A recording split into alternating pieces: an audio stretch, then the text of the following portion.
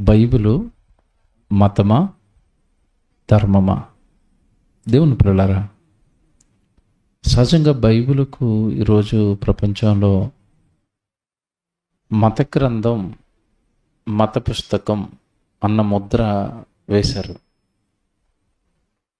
జాగ్రత్తగా వినండి. బైబిలుని ఈరోజున్న సమాజం ఒక మత గ్రంథంగా చూస్తుంది.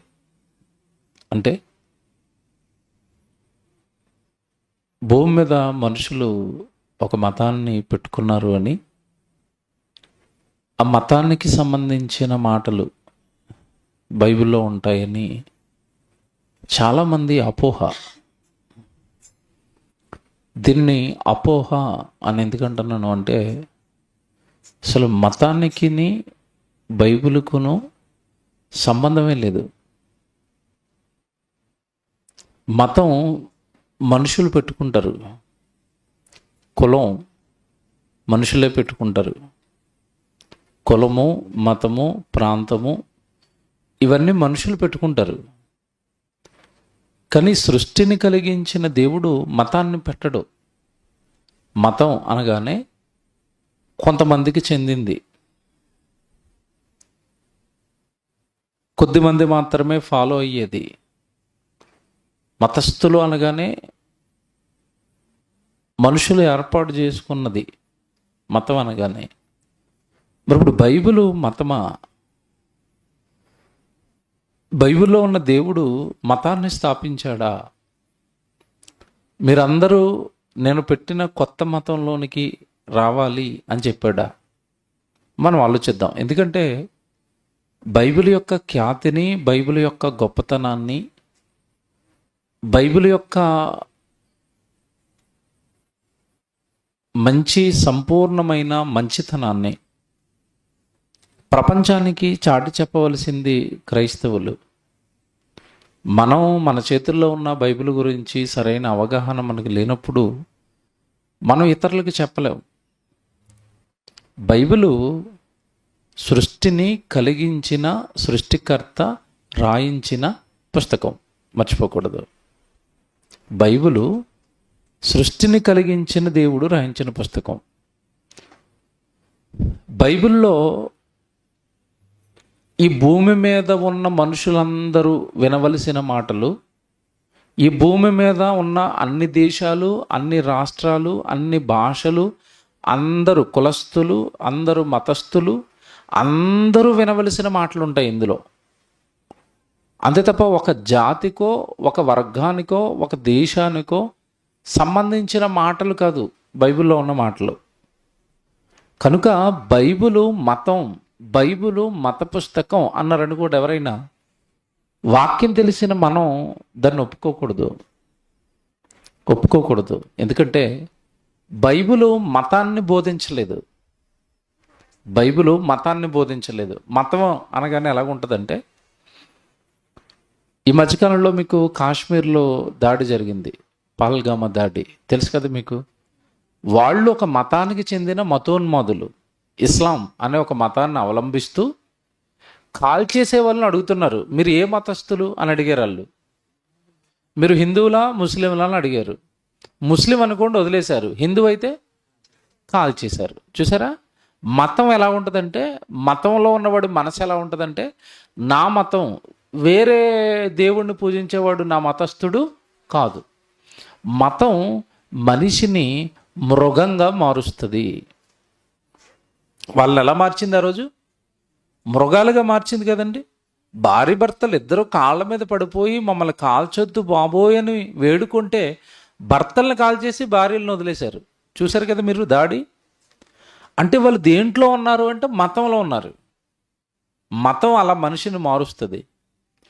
ఈ మధ్యకాలంలో ఆంధ్రాలో కానీ, తర్వాత ఈ తెలంగాణలో కానీ, రాష్ట్రాలే కాదు దేశం అంతటా కూడా మతోన్మాదులు పెరిగిపోతున్నారు. చర్చిలు కూలొచ్చటం, పాస్టర్లను కొట్టడం, సువార్తకి వెళ్తున్న వారి మీద పేడ నీళ్ళు చల్లటం, సువార్తకి వెళ్ళిన వాళ్ళని తిట్టడం, కొట్టడం మీరు చూస్తున్నారు కదా. ఇప్పుడు వాళ్ళు నమ్మిన ధర్మాన్ని వాళ్ళు ప్రకటించుకుంటున్నారు. నువ్వు నమ్మిన ధర్మాన్ని నువ్వు ప్రకటించుకోవచ్చు. కానీ వాళ్ళ మీద ఎందుకు దాడి చేస్తున్నారంటే వీడికి ఒక భయం ఉంది. ఏంటి భయం? మా మతం తగ్గిపోద్ది, వాళ్ళ మతం పెరిగిపోద్ది. చూసారా? మతం మత్తులో ఉన్నవాడు అవతల వ్యక్తిలో మనిషిని చూడలేడు. మీకు అర్థమవుతుందా? భూమి మీద ఉన్న మనుషులందరూ సాటి వ్యక్తిలో మనం మొదట చూడవలసిందంటే వాడు మనిషి. తర్వాత వాడి కులం ఏంటి, వాడి తర్వాత మతం ఏంటి, అవన్నీ పక్కకు పెడితే ముందు మనిషి. మనిషి అనగానే వాడిని ఎవరు తయారు చేశారు? దేవుడు తయారు చేశాడు. దేవుని కుమారుడు, దేవుని కుమార్తె. నమ్మాడా నమ్మలేదా పక్కన పెడితే మనిషిని మనిషిగా చూడాలి. కానీ మతం అలాగా చూడనివ్వదు, చూడలేదు కూడా. మన మతస్థులు అయితే ఓకే, ఇతర మతస్థులు ఏం చేయాలి? చంపేయండి, కొట్టండి, తిట్టండి. బైబిల్ ఇలాగ ఏమైనా ప్రోత్సహించిందా? ఏమండి, ఎక్కడైనా మీరు ప్రపంచ చరిత్రలో క్రైస్తవులు దాడులు చేసి చంపేశారట, ఈ మాట విన్నారా మీరు ఎక్కడైనా? వినరు. ఎందుకు చంపరు చెప్పండి? క్రైస్తవులు వాళ్ళు మతంలో ఉంటే వాళ్ళు మతాన్ని పెంచుకోవడానికి క్రైస్తవులు కూడా దాడి చేసేవారు. కానీ క్రైస్తవ్యం మతం కాదు, మార్గం. పరలోకానికి వెళ్ళడానికి మార్గం, మనిషిని మనిషిగా మార్చే మార్గం. మతం అయితే వేరుగా ఉంటుంది. మీకు ఇప్పటికీనండి గ్రామాల్లో చాలా చోట్ల నేను వెళ్తున్నప్పుడు పాపం పెద్దోళ్ళు, కాస్త చదువురాని పెద్దోళ్ళు ఉంటారు కదా, వాళ్ళ వయసులో పెద్దోళ్ళు, వాళ్ళు గుడికి వస్తుంటే వాళ్ళని అంటారట, నువ్వు ఆ మతంలో దిగిపోయావా అంటారట. దిగిపోనాక ఇది ఏమైనా గుంట, నదా? ఆ మతంలోకి దిగిపోయావా అంటారట. దిగిపోవటం ఏంటండి? మతంలోకి దిగిపోవటం ఏంటి? చూసారా? అంటే ఇతర బయట ఉన్న వాళ్ళకి బైబిల్ ఎలా కనబడుతుందంటే మత పుస్తకం, బైబిల్ మతం, బైబిల్ మతం. కొత్త మతాన్ని పెట్టారు, బైబిల్ ద్వారా కొత్త మతం అనేది ప్రపంచంలోకి వచ్చింది అని అనుకుంటున్నారు. నేను ఇందాక చెప్పాను కదా, మతం ఏం చేస్తుందంటే మన మతస్థుల్ని ప్రేమించు, ఇతర మతాలను నువ్వేం చేయాలి? ద్వేషించు, చంపే. ఇప్పుడు ఈ పాకిస్తాన్ నుంచి వచ్చిన ఉగ్రవాదులందరూ చంపేసేటప్పుడు వాళ్ళు ఏమంటారు అంటారు? జిహాద్ అంటే అర్థం ఏంటి తెలుసా? పవిత్ర యుద్ధం. ఎవరి కోసం చేస్తున్నారు యుద్ధం? వాళ్ళు దేవుడి కోసం. ఆ దేవుడు వాళ్ళకి ఏం చెప్పాడు? మన మతస్థులు అయితే ఓకే, ఇతర మతస్థులను చంపేని రాజబడిందట వాళ్ళ గ్రంథంలో. అందుకే వాళ్ళు గన్నలు తయారు చేసుకుని కాల్చుకుంటూ పోతున్నారు వాళ్ళు, పిచ్చోళ్ళు. కానీ బైబిల్ అలాగా మతాన్ని బోధించలేదు, మనిషిని చంపమనలేదు, మనిషిని కొట్టమనలేదు, మనిషిని తిట్టమనలేదు. కారణం ఏంటంటే బైబిల్ మత పుస్తకం కాదు. బైబిల్కి కాకుండా భూమి మీద ఇంకా చాలా గ్రంథాలు ఉన్నాయి. ఆ గ్రంథాలన్నీ కూడా వారు మనుషులు పెట్టుకున్న మతానికి సంబంధించిన గ్రంథాలు అవన్నీ. కానీ బైబిల్ మత పుస్తకం కాదు. అందుకే మీరు చూడండి, మీకు ఒక తేడా చెప్తాను. ఇతర గ్రంథాలకి బైబిల్కి ఉన్న తేడా ఏంటంటే, మీరు ఇతర గ్రంథం ఏదైనా కూడా ఒక భాషలో ఉంటుంది, లేదా 2 భాషల్లో ఉంటుంది, 3 భాషల్లో ఉంటుంది, అంతే. అంతకు మించి గ్రంథం అనేది మిగతా భాషల్లోకి రాదు. కానీ మీరు బైబిల్ చూడండి, భూమి మీద సుమారుగా ఎన్ని భాషలు ఉన్నాయో ఇంచుమించుగా అన్ని భాషల్లోకి బైబిల్ వెళ్ళిందా? ఎందుకు వెళ్ళింది చెప్పండి? భూమి మీద ఉన్న మనుషులందరూ తన పిల్లలే కనుక తన పిల్లలకు అందరూ మరి ఒక భాషలో ఉంటారు కదా, రకరకాల భాషలు మాట్లాడుకుంటున్నారు కనుక వాళ్ళు ఏ భాష మాట్లాడుకున్నా నా మనసు అర్థం కావాలి అని, మనిషి మనిషిగా ఉండాలని, మనిషి దైవత్వపు ఛాయలు, దైవత్వపు లక్షణాలు రావాలి అన్న ఉద్దేశంతో దేవుడు భూమి మీద ఉన్న సుమారుగా అన్ని భాషల్లోనికి బైబిల్ పంపించాడు. ఏ గ్రంథం ఉండదండి, మీకు తెలుసో లేదో. బైబిల్ ఉన్నన్ని భాషలలో మిగతా ఏ గ్రంథాలు ఉండవు. మీకు ఇంకా చెప్పనా, ఎక్కువగా అమ్ముడుపోతున్న గ్రంథం ఏది? బైబిల్. ఎక్కువగా ముద్రించబడుతున్న గ్రంథం బైబిల్. ఎక్కువగా చదవబడుతున్న గ్రంథం బైబిల్. అసలు దరిదాపుల్లో కూడా ఏ పుస్తకం లేదు, మీకు తెలుసో లేదో. ఎక్కువ మంది బోధకులు కలిగిన గ్రంథం. మీరు చూడండి, ఇంకా అసలు దరిదాపుల్లో ఏమైనా కనపడతాయి మీకు? బైబిల్ కొన్నంతమంది బోధకులు ఉండరు. బైబిల్ రోజు చదువుతున్నట్టుగా ఏ గ్రంథం చదవరు. మీరు చూడండి, క్రైస్తవులు బైబిల్ పట్టుకునండి, కుటుంబంలో 4 ఉంటే ఎన్ని బైబిల్ ఉంటాయి? 4 చేతులు. ఇతర మతస్థుల చేతులు ఏమన్నా అలా గ్రంథాలు చూసారా? అలా గ్రంథాలు ఉంటాయా? గుళ్ళో పంతులు గారి దగ్గర అక్కడ మసీదులో ఆయన దగ్గర ఏమమ్మ ఏదో అంటారు, ఆయన ఖురాన్ ఆయన దగ్గర తప్ప మిగతా వాళ్ళు ఎవరి దగ్గర గ్రంథాలు చూసారా? ఉండవు. అసలు ఇది ఎందుకంటే అందరి చేతుల్లోకి వచ్చిందంటే ఒక రెఫరెన్స్ చూపిస్తాను, బుర్ర వేడెక్కిపోద్ది మీకు. దేవుడు అనుకున్నాడు ఇలాగ ఉండాలని, దేవుడు అనుకున్నాడు అందరి చేతుల్లో ఉండాలని. ఎలా అనుకున్నారు తెలుసండి? దేవుడు ద్వితీయోపదేశకాండం తీయండి. ద్వితీయోపదేశకాండం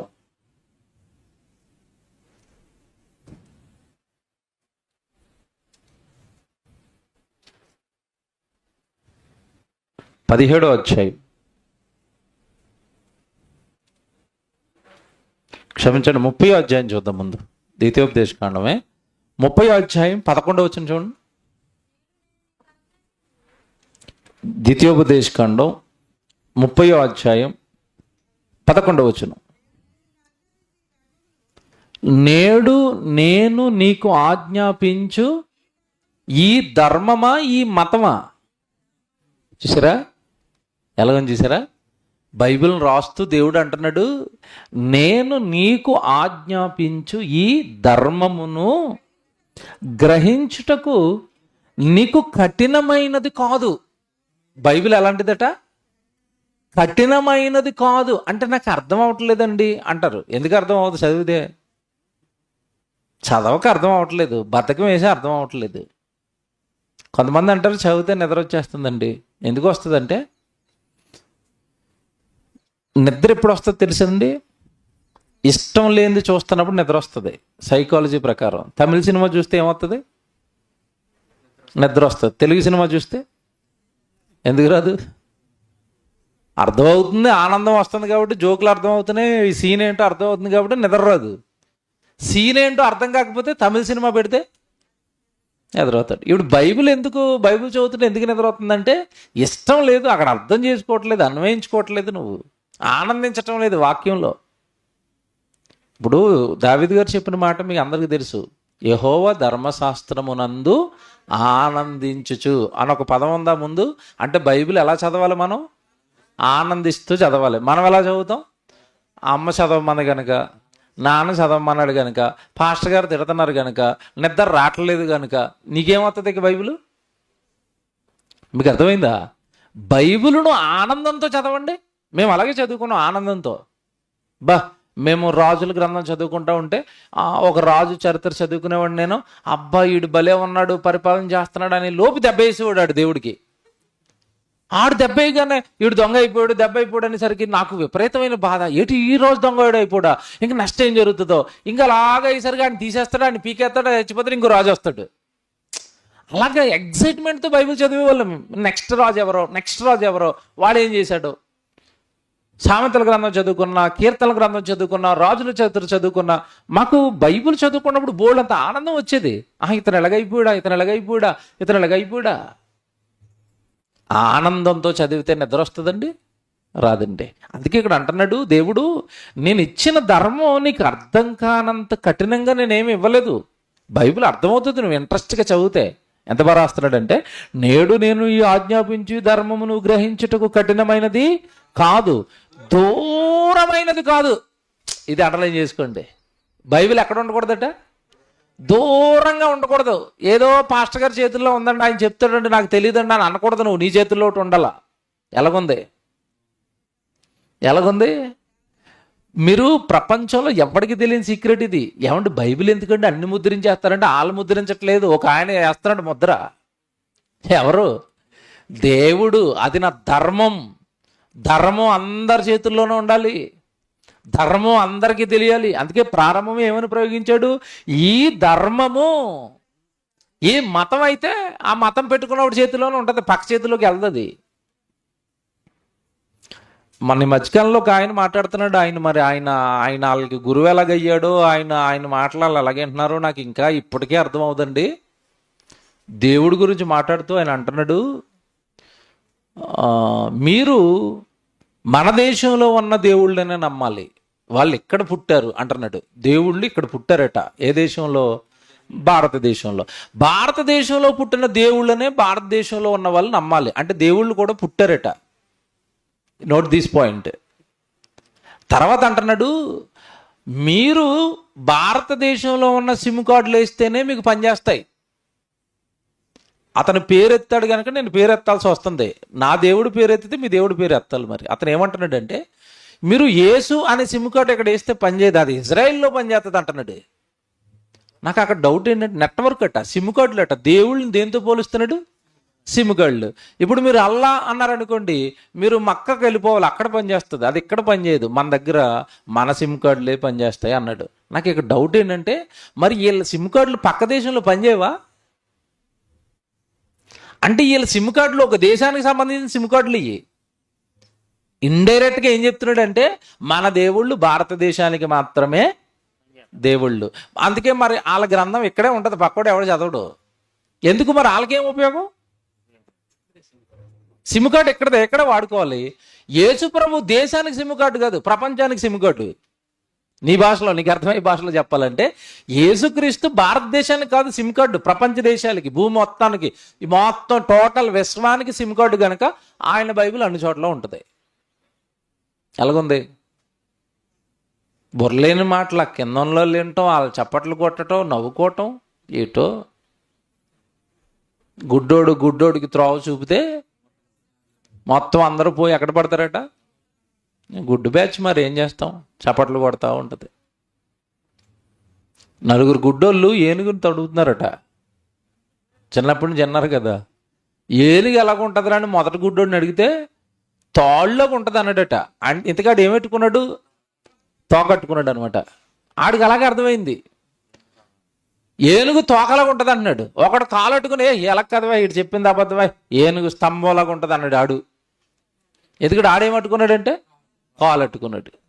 ఈరోజు దేవుడి గురించి పరిస్థితి అలాగ ఉంది ప్రపంచంలో. దేవుడు ఎవరో ప్రపంచంలో ఎవరికి తెలియదు, ఒక్కొక్కడు ఒకలా చెప్తున్నాడు. ఇప్పుడు దేవుడు ఏమంటున్నాడంటే, నాయనా నేను ఎవరో తెలియాలి అంటే నేను రాయించిన ఈ ధర్మం ప్రజలకి దూరంగా ఉండకూడదు. వాడు ఏ భాష మాట్లాడుకుంటే ఆ భాషలోకి నా ధర్మం వెళ్ళిపోవాలా. వెళ్ళిపోయింది. కన్నడలోకి వెళ్ళిపోయిందా, మరాఠీలోకి వచ్చిందా, హిందీలోకి వచ్చిందా, తమిళ్లోకి వచ్చిందా, తెలుగులోకి వచ్చిందా, ఇంగ్లీష్లోకి వచ్చిందా, హిందీలోకి వచ్చిందా, ఉర్దూలోకి వచ్చిందా? ప్రజలు సంపూర్ణంగా మాట్లాడుకొని ఏ భాషలోకి బైబిల్ రాలేదో నాకు చెప్పండి. లిపి కలిగి రాయగలిగిన ప్రతి భాషలోనికి బైబిల్ వెళ్ళింది. ఎందుకు వెళ్ళిందో తెలుసా?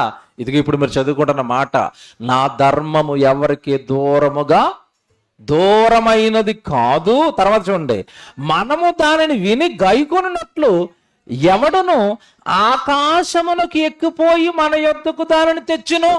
చూసారా?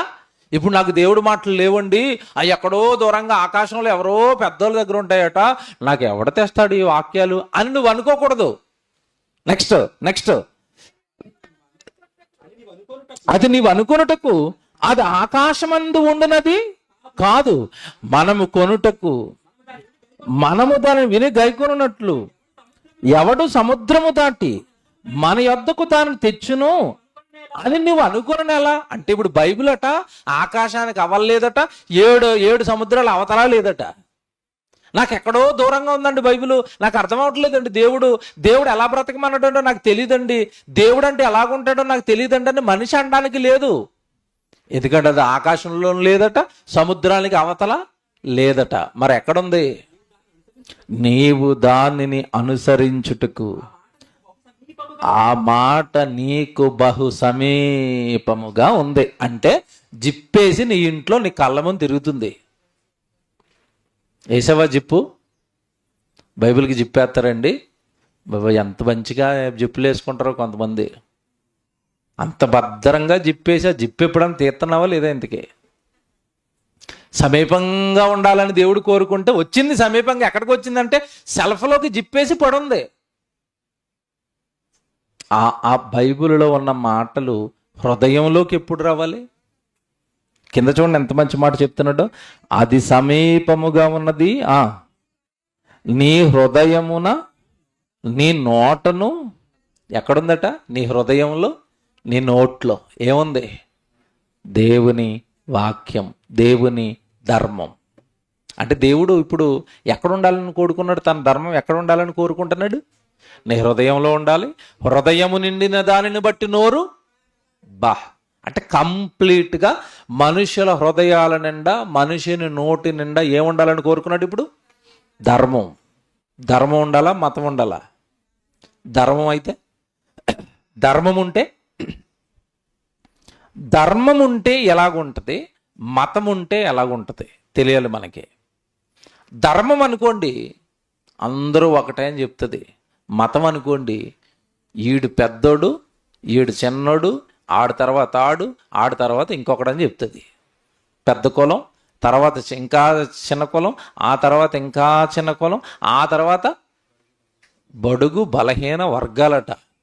ఎవరు చేశారు బాబు బలహీన వర్గాలని? నీ పెత్తనం కోసం నువ్వు చేసావు మమ్మల్ని, అంతే కదండి.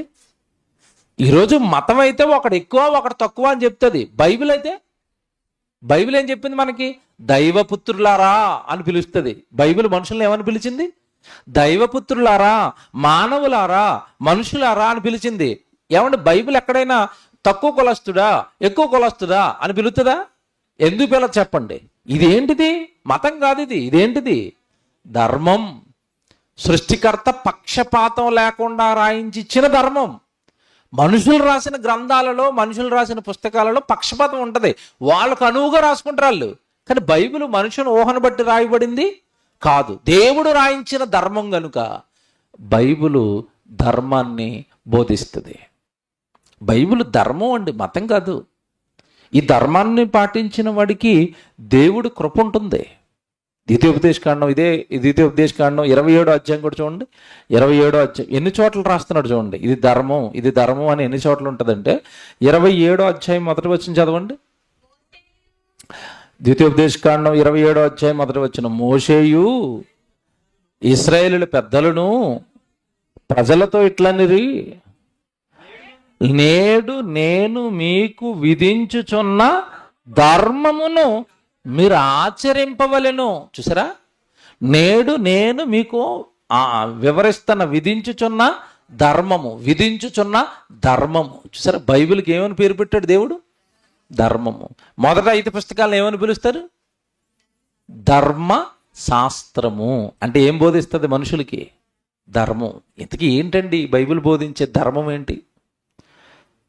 సామాన్యులు మొదలుకొని సామంతుల వరకు, సామాన్య ప్రజలు మొదలుకొని రాజుల వరకు ప్రతి ఒక్కరూ ప్రతి దినము ఈ ధర్మాన్ని చదవాలి, నేర్చుకోవాలన్నాడు దేవుడు. ఈ ధర్మంలో ఉన్న సంగతులన్నీ కూడా అందరికీ తెలియాలన్నాడు దేవుడు.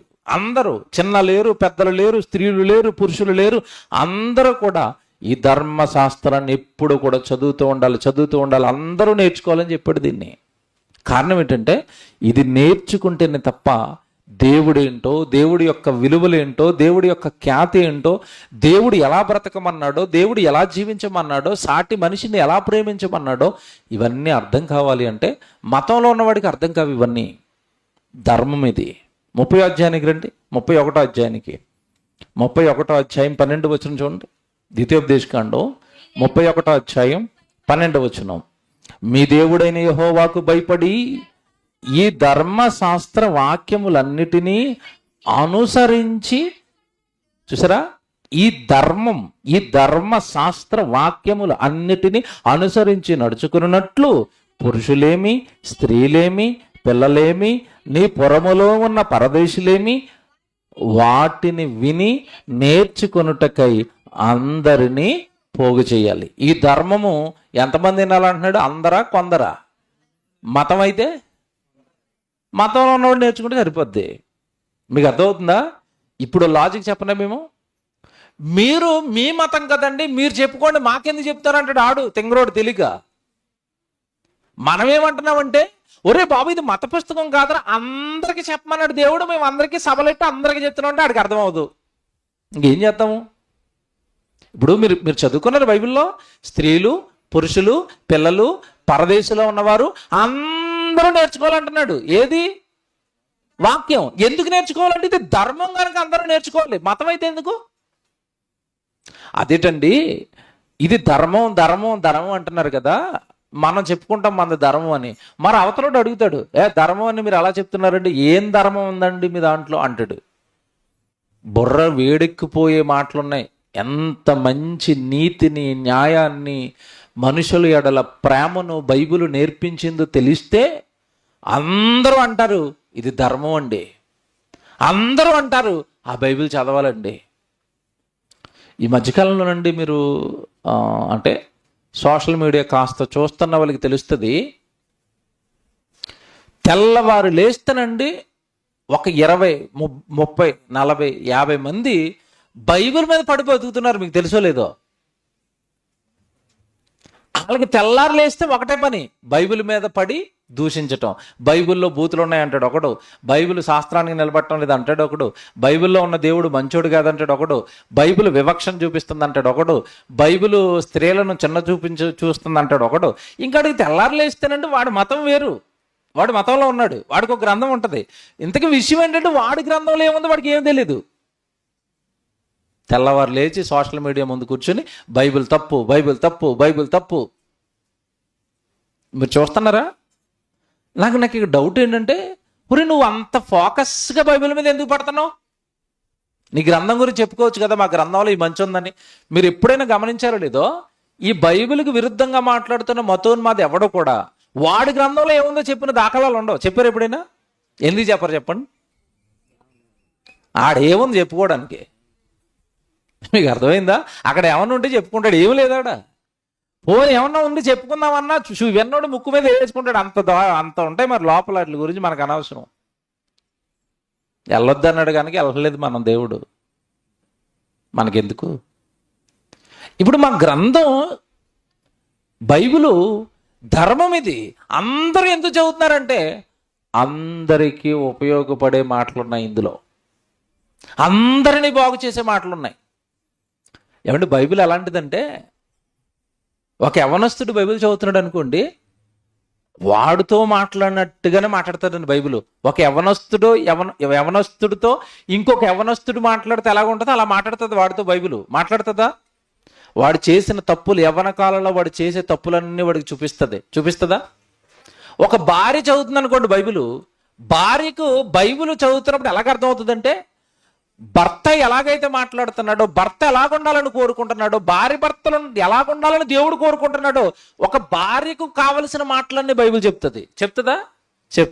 భర్తకు కావలసినవన్నీ చెబుతుంది.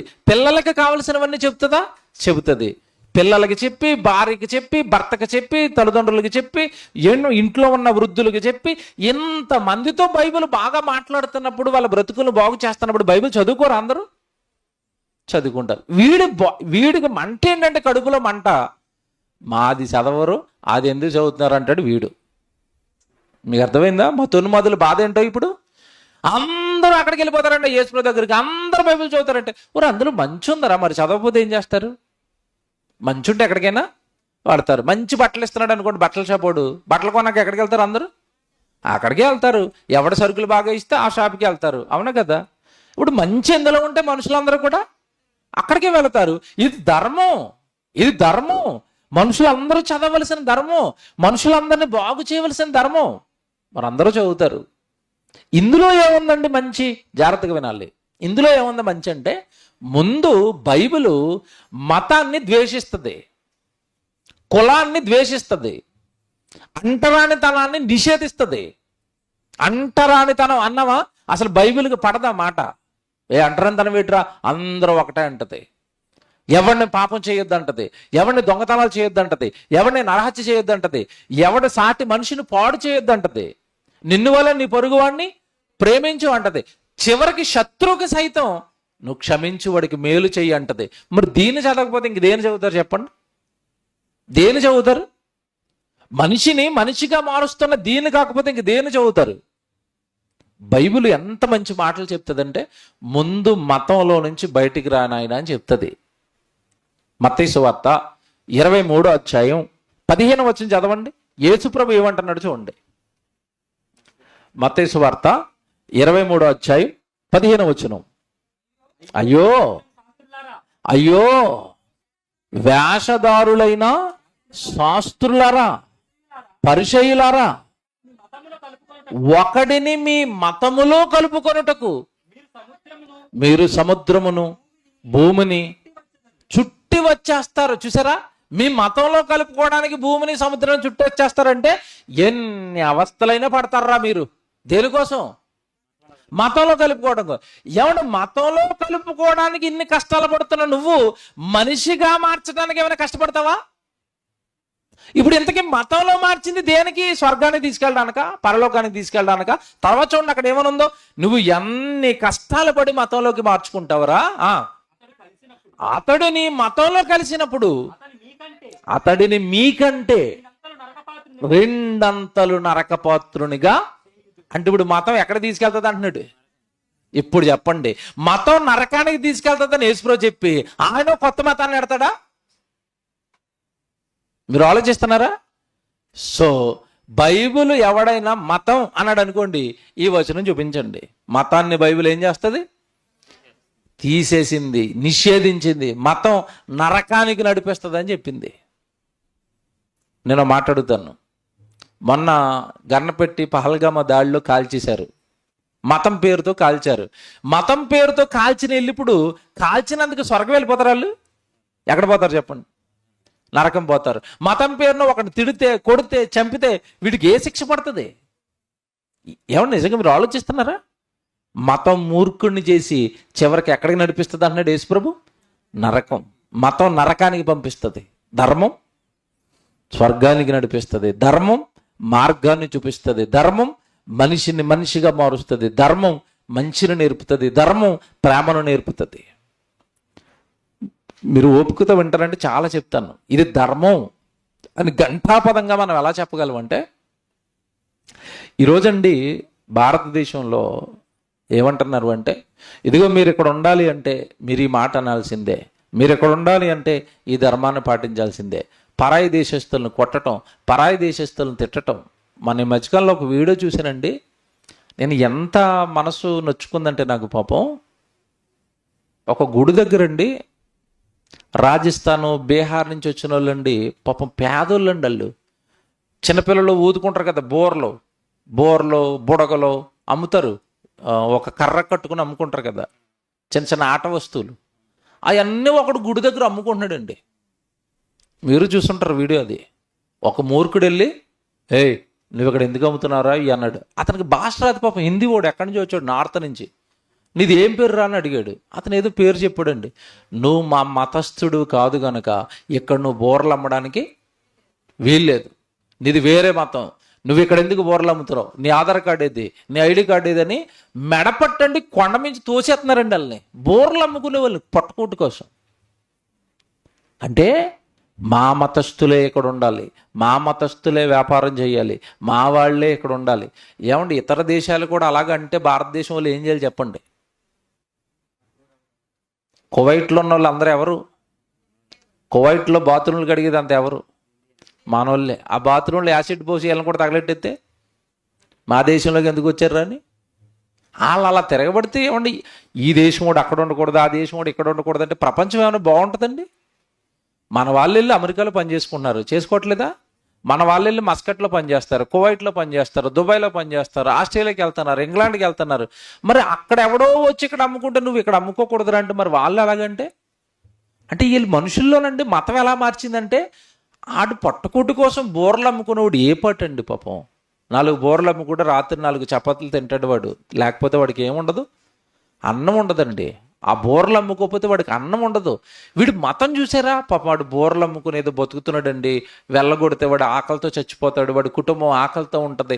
కనీస ధర్మం ఉండదండి, కనీస జాలి ఉండదు, ప్రేమ ఉండదు. ఎందులో ఉన్నోడికి? మతంలో ఉన్నోడికి. ఇప్పుడు ధర్మం ఏమి నేర్పిస్తుందో చూపిస్తానండి బైబిల్లో, మీరు ఆశ్చర్యపోతారు. ధర్మం ఏమి నేర్పిస్తుంది అంటే, నాయనా నీ కళ్ళ ముందున్న పేదవాడు ఎవడైనా ఉంటే వాడికి నువ్వు అన్నం పెట్టాలి. ఎలా పెట్టాలో తెలుసా? మీరు బైబిల్ తీయండి, లేవికాండం తీయండి, లేవికాండం తీయండి 23వ అధ్యాయం. లేవికాండం 23వ అధ్యాయం 22వ వచనం చదవండి బైబిల్లో. ఇది ధర్మం. లేవికాండం 23వ అధ్యాయం 22వ వచనం. మీరు మీ పంటను కోస్తున్నారు, పంట చాలను కోస్తున్నప్పుడు మీ పొలము యొక్క వారలను పూర్తిగా కోయకూడదు. నీ కోతలో రాలిన పరిగను ఏరు కొనకూడదు. పేదలకును. నెక్స్ట్ ఏ దేశస్తులట వాళ్ళు? నీ దేశానికి సంబంధించిన వాళ్ళు కాదు వాళ్ళు. పరాయి దేశం నుంచి ఏదో బతకడానికి నీ దగ్గరకు వచ్చారు కదా, ఆ పరదేశులకును వాటిని విడిచిపెట్టవలను, నేను మీ దేవుడైన యెహోవాను. బా, చూసారా ఏం చెప్పాడు దేవుడు? దేవుడు ఇలా చెప్తాడు, ధర్మం ఎలా చెప్తుంది. ఏమని? నీ ఎదుట ఒక భేదవాడు ఉన్నప్పుడు, వాడు పరాయి దేశస్తుడు, లేదంటే వాడికి పంట పండించుకోవడానికి పొలం లేదు, పేదవాడు, మరి వాడు ఆకలితో ఉండిపోతాడు కదా. పొలం ఉన్న నువ్వేం చేయాలి అంటే, పొలాన్ని పూర్తిగా కోయకూడదట. పూర్తిగా కోయకూడదంటే, చెట్టుకు గట్టు ఉంటుంది కదండి, చేనుకు గట్టు ఉంటుంది కదా, ఆ గట్టు దగ్గర ఒక అడుగో అరడుగో అలా వదిలే కోయకుండా. అది ఎందుకు వదిలేయాలి? పేదవాడు వచ్చి కోసుకుంటాడట. బస్ ఏం ధర్మం అండి! హ్యాట్సప్ కదా బైబిల్కి. ఏ గ్రంథం అని చెప్పింది ఇలాగా? పేదవాడు నీ పంట పొలంలో పంట కోసుకుంటాడు, వదిలే అని ఏ గ్రంథం చెప్పిందో తీసుకురమ్మనండి. ఎవరినైనా ప్రపంచంలో ఏ గ్రంథం చెప్పిందో తీసుకురమ్మనండి. ఇది బైబిల్ అంటే. ఇందుకే మనం గంటాపదంగా గుండె ధైర్యంతో గట్టిగా గలమెత్తి చెప్తాం, బైబిల్ మతం కాదు, ధర్మం. మనిషిని ప్రేమించే ధర్మం. మనిషి పేదవాడైతే వాడిని ఆదుకోమని చెప్పే ధర్మం. పేదవాడిలో ఆకలిని చూడరా అని చెప్పింది బైబిల్. వాడు ఏ దేశస్తుడైతే నీకెందుకు? వాడు ఏ మతం అయితే నీకెందుకు? వాడు ఏ కులం అయితే నీకెందుకు? వాడు పేదవాడు కదా. నేను ఎప్పుడైనా మార్కెట్కి వెళ్ళినప్పుడు అండి, నాకు కొంతమంది చూస్తే ఎంత కోపం వస్తుంది అంటేనండి, పాప మార్కెట్లోని ఒక పేదవిడ 4 ఆకుకూర కట్టలు పెట్టుకుని అక్కడ కూర్చుంటుంది. తోటకూర, గోంగూర, కరివేపాకు పెట్టుకుని కూర్చుంటుంది అక్కడ. ఈడు కారులో దిగి ఆ తోటకూర ఆవిడతో బేరాలు ఆడుతూ ఉంటాడు. ఆవిడ 10 రూపాయలు చెప్తే 8 రూపాయలకి ఇస్తావా అంటాడు. ఎందులో దిగాడు వీడు? కారులో దిగాడు. ఆవిడ అక్కడ కూర్చుని ఆ తోటకూర, గోంగూర అమ్ముకుని ఏమైనా కోట్లు సంపాదిస్తుందా? పొట్టకూటు కోసం కూర్చుందా చెప్పండి అక్కడ? 10 రూపాయలు. ఈ 2 రూపాయలు తాడికి ఏమవుతుందండి? వీడు షాపింగ్ మాల్కి వెళ్ళాడంటే 1000 ఖర్చు పెడతాడు, బార్కి వెళ్ళాడంటే 1000 రూపాయలు తాగేస్తాడు, హోటల్కి వెళ్ళి బిర్యానీ తిన్నారంటే 2000 3000 బిల్లు. ఇక్కడ మాత్రం 2 రూపాయలకి 3 రూపాయలకి బేరం ఆడుతూ ఉంటారు. నేను మామిడి పళ్ళు కొనడానికి వెళ్ళానండి నిన్న మధ్యాహ్నం. మామిడి పళ్ళు కొనేవాళ్ళు తోపుడు బండి మీద పాపం అలాగా ఎండలో పడి అలాగే వెళ్తారండి. ఆడు ఆల్రెడీ బోర్డు పెట్టాడు అక్కడ, కిలో 70 రూపాయలు అని బోర్డు పెట్టాడు. నేను వెళ్ళి తీసుకుంటున్నాను మంచికాయలు. పక్కన ఒక ఆవిడ కారులోంచి దిగిందండి. నాకు ఎంత కోపం వచ్చింది, నాకే కోపం వచ్చింది. పైన ఉన్న కాయలన్నీ తీసేస్తుంది, కింద తీస్తుంది. మొత్తం అంతా బండిని చల్లా చెదురు తీసిందండి. లాగి అన్ని లాగిలో పాడు లాక్కోవటం, సర్దుకోవటం, వేసుకోవటం. అమ్మ నలిగిపోతాయమ్మా మామిడి పళ్ళు అమ్మ. పెద్దవాడు కదా కారులో దిగించి ఏమల్లాక అమ్మ అంటున్నాడు. ఇంక వాడికి చివరి కోపం వచ్చేసిందండి. అమ్మ అంటున్నాడు. పాప ఏరింది, పాడు చేసింది, నలిపేసింది, అయినా కొంటుంది కదని సైలెంట్ కొన్నాడు. చివరికి అంటుంది 50 రూపాయలకి ఇస్తావా అంటుంది. వాడికి వచ్చిందండి కోపం. కళ్ళు కనపట్లేదా బోర్డు అన్నాడు. కోపం వచ్చింది. ఇక పేదోళ్ళకి సాయం చేస్తారు. ఎలా చేస్తారు? ఈ సాయంలో ఎంత యథార్థత ఉందో ఆలోచిద్దాం. దేవుడు చేయమన్నాడు కదని మనోళ్ళు చేస్తారు అప్పుడప్పుడు. ఎలా చేస్తారంటే, నేను కొన్ని చర్చెస్లో చూశాను, 31st నైటు సంఘంలో ఉన్న పేదోళ్ళకి చీరలు పంచుతారు. పంచుతారు. పంచేటప్పుడు ఆ చీరలు కొనడానికి షాప్కి వెళ్ళినప్పుడు షాప్ వాడిని ఏ చీరలమ్మని అడుగుతారు? తెలీదా మీకు? పెట్టుడు చీరలు చూపించు. ఏ చీరలు? పెట్టుబడి చీరలా, పట్టు చీరలా? ఎందుకు పెట్టుబడి చీరలు అంటే అవి పెట్టడానికి తప్ప కట్టుకోవడానికి పనికిరావు. నిజాలు మాట్లాడుకుందాం. పెట్టుబడి చీరలు పెట్టడానికైనా కట్టుకోవడానికి పనిచేస్తాయా? ఆ మహాతల్ల ముసలావిడ ఆనందంతో తీసుకుని నాకు తెలిసి ఒకసారి కట్టుకుంటుంది. అది ఆ కట్టుకుని నీటిలో వేయగానే పైకి లేపగానే జీవం ఏముండదు అందులో. కలర్ వెళ్ళిపోద్ది, లేదంటే మొత్తం జావ అయిపోయి కింద పడిపోద్ది చీర. ఏమంటే మాట్లాడుతాను, ఇలాంటివి పెట్టొచ్చా? నేను అడుగుతున్నాను, ఇలాంటివి పెట్టొచ్చా? నా చిన్నప్పుడు ఇది బైబిల్ చదువుకుని మా పాస్టర్ గారిని అడిగాను, 2 రోజులు మాట్లాడలేదు నాతో. పాస్టర్ గారికి మంచి చీర కొన్నావు, చర్చిలో ఉన్న పేదావిడికి ఎందుకు ఆ పలచని చీర కొన్నావు అని అడిగాను. పాస్టర్ గారు ఏమో 1000 రూపాయలు చీర కొనుక్కునేది, పెట్టుబడి చీరలట. ఆ పేదవాళ్ళు కట్టేవారు, అవి పెట్టుకోవడానికి తప్ప వాళ్ళు కట్టుకోవడానికి వచ్చేవారు కదా గుడికి. నేను ఆవిడని అడిగాను, ఆ ముసలావిడిని, అమ్మ నీకు కొత్త చీర కట్టారు కదా, నీకు కొత్త చీర పెట్టారు కదా, జనవరి 1 నువ్వు కొత్త చీర కట్టుకుని రావాలి కదా, ఏది నీ చీర అంటే, ఒరే బాబాయ్ నీకు తెలియదురా చిన్నోడు రా, పెట్టుకోవడానికి తప్ప కట్టుకోవడానికి పని చేయవురా అన్నది ముసలావిడ. అమ్మ నాయన, అప్పుడు నాకు ఫీజు ఎగిరిపోయింది. దేవుడేమో బేదలను కరుణించకుండా నీ హృదయాన్ని కఠినపరచుకోవద్దు, నువ్వేదైతే తింటున్నావో అవతలోడు కూడా అదే పెట్టాలి, నువ్వేది కట్టుకుంటే అవతలోడికి అదే కొనాలి, నిన్ను వలే నీ పొరుగువాడిని. ఏది ఇది ఇక్కడ, ఏది ఇందా చెప్పాడు చూసారా దేవుడు, వేషధారణ. ఏదో దేవుడు చెప్పాడు పెట్టమని తూతూ మంత్రంగా పెడతాను 100 రూపాయలు. ఎవడు పెట్టమన్నాడు? నిజంగా ఆలోచించండి, దేవుడికి నచ్చుతాయి ఇవి? మనం ఏది కట్టుకుంటే అవతల వాడు అదే కట్టుకోవాలి, మనం ఏది తింటే అవతల వాడు అదే తినాలి. ఇది బైబిల్. నిన్ను వలే నీ పొరుగువాడిని ప్రేమించు. బేదలను కరుణించనగానే మరి మాకు మిగిలిపోయింది నీకు ఎడతాం, మాకు చిరిగిపోయింది నీకు ఇస్తాం, ఇదా కరుణించటం అంటే? పంట ఇచ్చేటప్పుడు ఏ పంట ఇమ్మని చెప్పాడు చెప్పండి అక్కడ. నువ్వు కోసుకునే పంటే కొంచెం వాడికి వదిలే అన్నాడు, అంతే తప్ప నీ దగ్గరికి ఎగిరిపోగలా ఎగరేసుకుని కాయలను తీసుకుని పొట్టంత పేదోడికి అనడేటి. దేవుడు అలా చెప్పడు సుమా. నిజంగానండి, చాలామంది దేవుణ్ణి అర్థం చేసుకోలేదు ఇప్పటికీ. కనుక క్రైస్తవులుగా మనం తప్పు చేయొద్దు. పెట్టాలనుకున్నప్పుడు ఎలాంటిది పెట్టాలి? మంచిదే పెడదాం, శ్రేష్టమైందే పెడదాం. ఎందుకంటే అవతలవాడు కూడా మనిషే కదా, పెదవాడైతే వాడు కూడా మనిషే కదా. కనుక బైబిల్ ఏం చెప్తుందంటే, ధర్మం గనుక పొరుగువాడిని నువ్వేం చేయాలి? ప్రేమించాలి. పొరుగువాడి ఆకలిని నువ్వు తీర్చాలి. ఇంకా ఏం చెప్పిందో తెలుసా?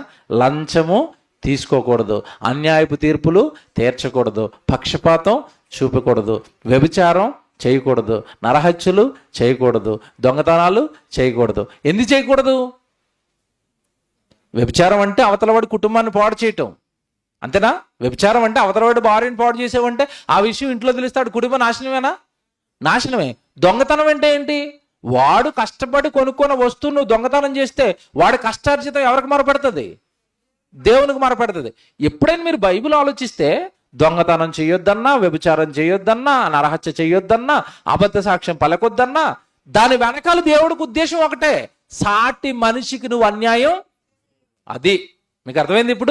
ఇప్పుడు సాటి మనిషికి అన్యాయం చేయొద్దు అని చెప్పేది మతమా ధర్మమా? మీరు చెప్పాలి. ధర్మం. ఏ రూట్లో వచ్చిన బైబిల్ చెప్పింది ధర్మం. బైబిలు ధర్మం. బైబిలు సమాజాన్ని సంస్కరించే ధర్మం. మీకు చదువుకున్న వాళ్ళకైతే తెలుసండి, సమాజాన్ని సంస్కరించడానికి చాలామంది సంఘ సంస్కర్తలు పోరాటాలు చేశారా? రాజా రామ్మోహన్ రాయ్, కందుకూరి వీరేశలింగం పంతులు, వేట్ల మీద చేశారు చెప్పండి వీళ్ళందరూ. బాల్య వివాహాల మీద, వితంతు వివాహాల మీద, ఏమంటే సతీ సహగమనం మీద పోరాటాలు చేశారు.